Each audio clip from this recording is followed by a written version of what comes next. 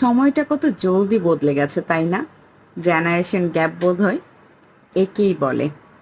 আমার ছোট্ট ছানা আরাফাত কত প্রশান্তি নিয়ে আনন্দ নিয়ে সাইকেল চালাচ্ছে, আর আমরা শৈশবটা কাটিয়েছি, শিশুকালটা কাটিয়েছি বিরাট বড় মাঠে খেলা করে একসাথে অনেক বাচ্চারা।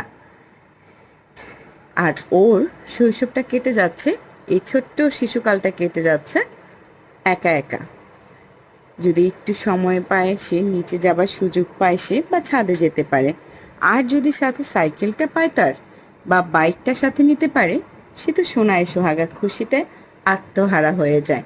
এই যে সেদিন এই বাইকটা নিচে নিয়ে, সাইকেল বাইকটাকে নিচে নিয়ে গিয়েছিলাম তাকে একটু রাইড করানোর জন্য, কারণ চার দেয়ালে বন্দিটা সারাদিন তার থাকতে হয়। তো এই বন্দি জীবন থেকে একটু বের হতে পারলে সে অনেক খুশি হয়ে যায়। হয়তো টুকটাক এদিক সেদিক যাওয়া হয়, কিন্তু বাহিরে খেলতে যাওয়ার যে একটা আনন্দ, সেটা কিন্তু সে সবসময় পায় না। কারণ আমরা শহরে বন্দি জীবনের মানুষেরা সকলেই মোটামুটি ব্যস্ততার সাথে সময় পার করি। তাই ওকে ঘর ছাড়া বাহিরে গিয়ে সময় দেওয়ার মতো তেমন একটা সময় আমাদের মিলে না। তো সেদিন তাকে তার পছন্দের এই সাইকেল বাইকটা নিয়ে নিচে গিয়েছিলাম। অনেক চেষ্টা করেছিল সে খেলার, আর খুব আনন্দ নিয়ে সে পুরোটা সময় খেলেছে একাই, কারণ ওই সময়টায় অন্য বাচ্চারা নিচে ছিল না।